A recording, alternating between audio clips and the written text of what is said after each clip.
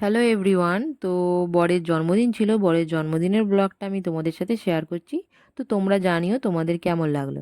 তো দেখো এখানে দোকানে চলে এসেছি বরের জন্য কেক কিনতে। তো কেকের দোকানে এসে পছন্দ করছিলাম যে কোন কেকটা ওর জন্য নেবো। তো ফাইনালি একটা কেক পছন্দ হয়েছিল, যেটা ওর জন্য নিয়ে নিয়েছিলাম। সেই কেকটা তোমাদের বাড়িতে গিয়ে দেখাবো। তো দেখো এখানে কেকের দোকান থেকে কেক কিনে এখানে আইসক্রিমও বিক্রি হচ্ছিল, তো একটা আইসক্রিমও খেয়ে নিয়েছিলাম। তারপর সোজা চলে গেছিলাম ফুলের দোকানে। ফুলের দোকানে গিয়ে গোলাপ ফুল কিনছিলাম, বরের জন্মদিন আর গোলাপ ফুল কিনবো না তা হয়?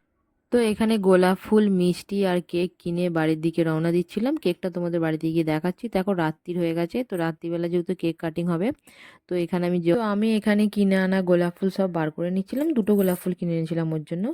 আর এই যে কেকটা ওর জন্য কিনে এনেছি, তো তোমরা দেখো তোমাদের কেমন লাগলো জানিও। তো এই কেকটাই আমি বরের জন্য কিনে এনেছি, আর বলেছিলাম মাঝখানে বর লিখে দিতে, কারণ কি নাম লিখবো বুঝতে পারছিলাম না। তো বরটাই ঠিক আছে, তো বরটাই এখানে লিখে নিয়ে এসেছি। এবার কেকটাকে একটু সাজিয়ে নেবো। দেখো বেশি কিছু করিনি, তো সামান্য কিছু ফুল কিনে এনেছিলাম। সেই ফুলটা দিয়ে কেকটা একটু চারপাশটা ডেকোরেট করে নিচ্ছিলাম, আর পাশে গোলাপ ফুলটা একটু রেখে দিয়েছিলাম। আর একটা মোমবাতি দিয়ে দিয়েছিলাম। কিন্তু লাস্টে ও বললো ওর ওই মোমবাতিটা ভালো লাগে না, তাই জন্য আমি চেঞ্জ করে অন্য মোমবাতি দিয়েছিলাম। তো এখানে ডেকোরেশন সব করে বসে আছি, ও কখন আসবে। সমস্ত কিছু করা হয়ে গেছে। তো বেশি কিছু করিনি, সিম্পল করেছি একদম, যাতে ওর ভালো লাগে। এবার জানি না ওর ভালো লাগবে কি না। তো খানিকক্ষণ বাদে ও চলে এসেছিলো।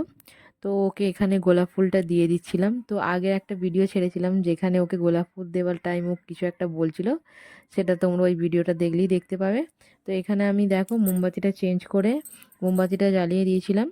তো এবার ও কেকটা কাটছে, আমাকে বললো আমার হাতটা ধরো, দুজন মিলে একসাথেই কাটবো। তো এখানে কেক কেটে নিচ্ছিল। তো কেক কাটার পরে আমি ওকে একটু কেক খাইয়ে দিচ্ছিলাম, ও আমাকে একটু কেক খাইয়ে দিল।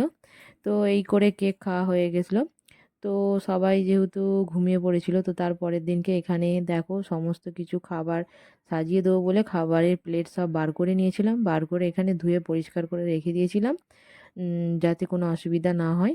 তো এখানে আমি ওকে একটু বললাম যে একটু ভিডিও করে দাও না, আমি এক হাতে করছি, তো আমার একটু অসুবিধা হচ্ছে। কিন্তু ও আমাকে বললো যে আমি পারবো না, তুমি যতটা পারো নিজে একাই করো। তো আমার একটু খারাপ লাগলো, কিন্তু খারাপ লাগলেও কিছু করার নেই, আমাকেই করতে হবে। তো এখানে সমস্ত খাবার ওকে সাজিয়ে দিচ্ছিলাম, বেড়ে রেখেছি, এখনও সাজিয়ে দিইনি। কারণ আমার শাশুড়ি মা আগে ওকে আশীর্বাদ করবে, তবে ওকে খেতে দেবো। দেখো আমি এখানে আশীর্বাদের থালাটা সাজিয়ে নিয়েছি। তো এখানে মিষ্টিটা কিনে এনেছিলাম, যেটা ওই মিষ্টিটাই কিনে এনেছি। তো এখানে আমার শাশুড়ি মা ওকে আশীর্বাদ করছিল। তো আশীর্বাদ করে ওকে পায়েস খাইয়ে দিচ্ছিল, এই দেখো আশীর্বাদ করছে।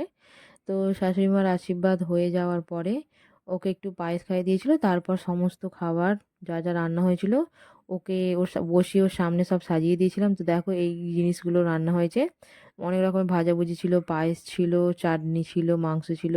তো সমস্ত কিছু খেতে দিচ্ছে, আর ও এখানে তো মানে খাবে বলে তাড়াতাড়ি করছে।